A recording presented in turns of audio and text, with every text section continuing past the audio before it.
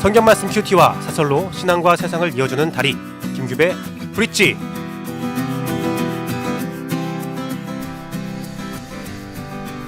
하나님께서는 이스라엘에 대한 멸망당해야 하는 이유에 대해서 계속해서 증언하고 계십니다.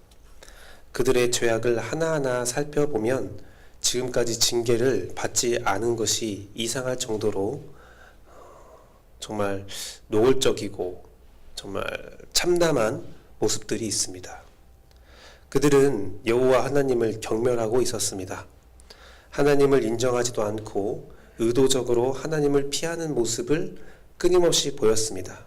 그러면서 그들은 온갖 죄를 저질렀고 가난하고 불쌍한 자들, 하나님이 바라보는 자들, 하나님이 사랑하는 자들을 괴롭혔습니다. 그런데 그들의 죄악 중에서 하나님께서 끔찍하고 무섭다라고 말씀하시는 내용이 하나 있습니다. 바로 31절 말씀인데요. 제가 개역개정 말씀으로 한번 읽어드리겠습니다. 선지자들은 거짓을 예언하며 제사장들은 자기 권력으로 다스리며 내 백성은 그것을 좋게 여기니 마지막에는 너희가 어찌하려느냐. 세 번역에서는 제사장들이 선지자가 가르쳐준 대로 다스렸다고 했는데 개역개정 말씀은 각각의 죄악을 저지르는 모습이 보이지요.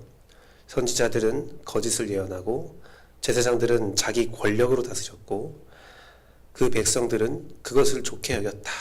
그러니 너희가 어찌하겠느냐. 선지자는 하나님의 말씀을 그대로 전달하는 사람입니다. 하나님의 말씀을 전달하면서 자기의 생각과 자기의 판단은 철저히 배제해야 합니다. 하지만 선지자들이 거짓말을 한다는 것, 그것은 자기의 생각을 이야기한다는 것이지요. 그것은 하나님의 말씀을 받았는지도 의심되는 선포입니다. 하나님의 말씀을 전해야 하는 그들이 그들의 입술에 자기 생각과 거짓이 있다는 것은 이미 더럽혀져 있고 진실이 가리워졌다는 것을 말합니다. 이스라엘의 초기에 또 땅을 분배할 때 제사장들은 땅을 기업으로 받지 못했습니다. 땅을 기업으로 받지 못했다는 것은 권력이 없는 상태인 것을 말합니다. 제사장은 자기의 힘으로 사는 자들이 아니라 오직 하나님의 은혜로 사는 자들인 것을 뜻하고 있지요. 그런 그들이 자기의 권력을 가지고 그 권력으로 다스렸다는 것은 하나님의 질서를 어지럽혔다는 것입니다.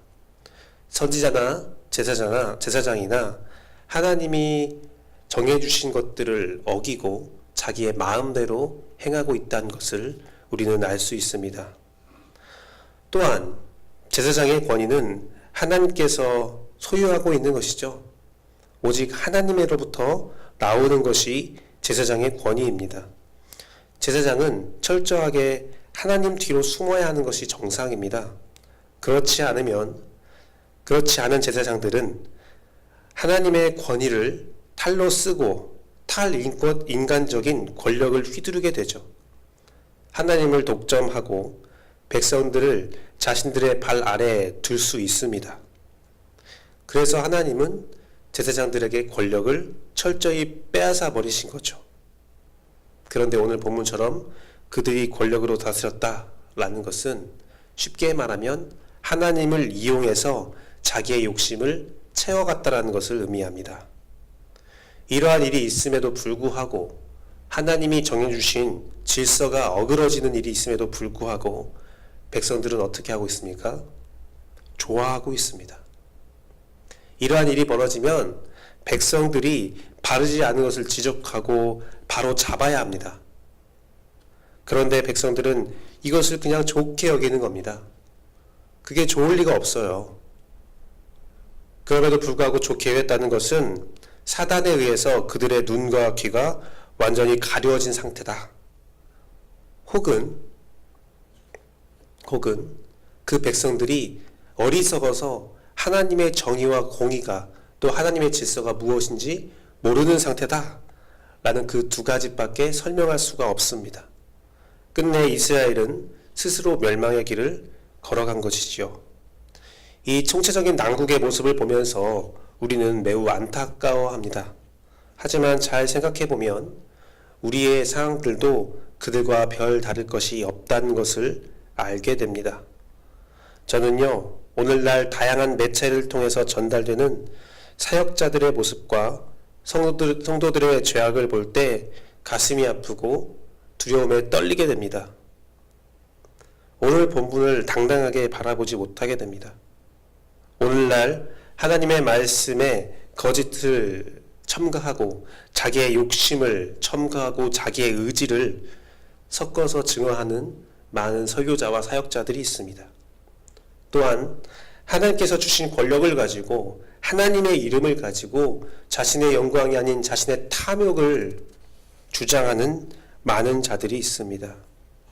하나님의 이름을 이용하여서 자신의 욕망을 해소하려는 많은 사역자들과 성도들이 있습니다.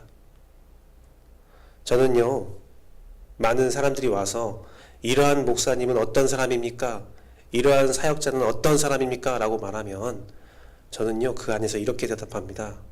그 목사, 그 사역자도 참 불쌍하지만 더 안타까운 것은 그들과 함께하는 성도들입니다. 라고 말합니다. 교주는요, 이단의 교주든 잘못된 사역자든 그들은요, 성도들이 만든 거예요. 저는 잘못한 모습을 가지는 사역자와 성도들을 볼 때 그들만 잘못했다고 생각하지 않아요. 그들을 지지하고 그들과 함께하고 그들을 내어버려 뒀던 우리들도 그 죄악에 한몫을 하고 있는 겁니다. 때로는 그들을 지지하지 않고 아무 말도 하지 않고 죄악을 묵인했다면 그것도 우리는 그들의 죄악과 동행하고 있는 겁니다. 이런 경우가 있어요. 교회 내에서도 이런 경우가 있어요. 목사님이 잘못하고 있습니다. 혹은 어떠한 성도가 잘못하고 있습니다. 인식하고 있지만 묵인하면 가만히 내어버려 두면 그것은 오늘 31절의 말씀처럼 그냥 그것을 좋게 여겼다라는 거예요. 묵인을 통해서 얻어지는 유익이 있다는 것입니다. 그들은 항상 성경의 사랑을 이야기하면서 자신들의 묵인을 대변하려 합니다.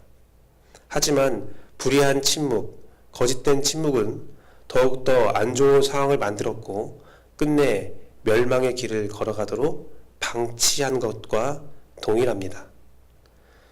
사랑하는 성도 여러분, 절대 나쁜 것을 가지고 좋게 여기면 안 됩니다. 나쁜 것은 나쁜 거예요. 나쁜 것은 지적하고 바꿀 수 있어야 합니다.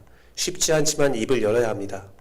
선지자들이 거짓을 말하면 그것은 거짓이다 말해야 되고, 제사장들이 자기 권력대로 다스리기 시작하면 그러면 안 된다 라고 이야기해야 되고, 백성들이 그런 것들에 대해서 아무 생각 없고 지각이 되지 않고 보이지 않고 듣지 않고 어리석은 모습이라면 그것은 어리석은 모습이다, 그래선 되지 않는다라고 말을 할 수 있어야 합니다. 하나님은 우리에게 이렇게 말합니다. 너희가 어찌하려느냐? 그 결과를 너희가 책임질 수 있느냐? 성도 여러분, 사실 오늘 이 말씀은 우리가 삶에서 경험하고 있잖아요. 우리가 침묵한 결과로, 묵인한 결과로 우리가 고통받고 있는 그러한 삶 많이 경험해 보셨잖아요. 잘 되겠지, 잘 이루어지겠지, 잘못된 게 보임에도 불구하고 괜찮겠지 라고 내어버려뒀다가 그 피해를 경험하고 있는 것들, 우리가 삶에서 많이 경험했던 순간들입니다. 우리는 무엇이 잘못된 것이고 무엇이 바른 것인지를 잘 알고 삶을 살아가야 합니다. 그러기 위해서 성령님께 의지해야 하고 기도해야 하고 말씀의 자리로 나와서 이 말씀이 무엇을 의미하는지 그것을 바로 알아야 돼요. 기도를 통하여 하나님과 동행해야 되고요. 여러분은 심령에 살고 있는 성령님의 음성을 들을 수 있어야 돼요. 바른 것에서 하나가 돼야 돼요. 잘못된 것을 묵인하는 것이 아니라 바른 것에서 하나가 되는 교회가 되어야 합니다. 인간의 통치, 인간의 욕심, 인간의 생각, 인간의 판단을 버리고 오직 성령님 안에서 하나가 되는 그 말씀 안에서 바르게 세워져 나가는 우리의 삶, 교회 공동체의 모습이 되어야 합니다. 오늘은 기도할 때에 하나님의 음성을 듣기를 원합니다. 성령님의 음성을 듣기 원합니다. 너희가 이제는 어찌해야겠느냐? 너희가 그렇다면 어떻게 해야겠느냐? 그것이 바로 하나님이 여러분에게 주는 기회임을 기억하고 함께 기도함으로 우리의 삶을 결정하고 살아갈 수 있는 은혜와 은총이 충만하기를 소망합니다. 기도하겠습니다.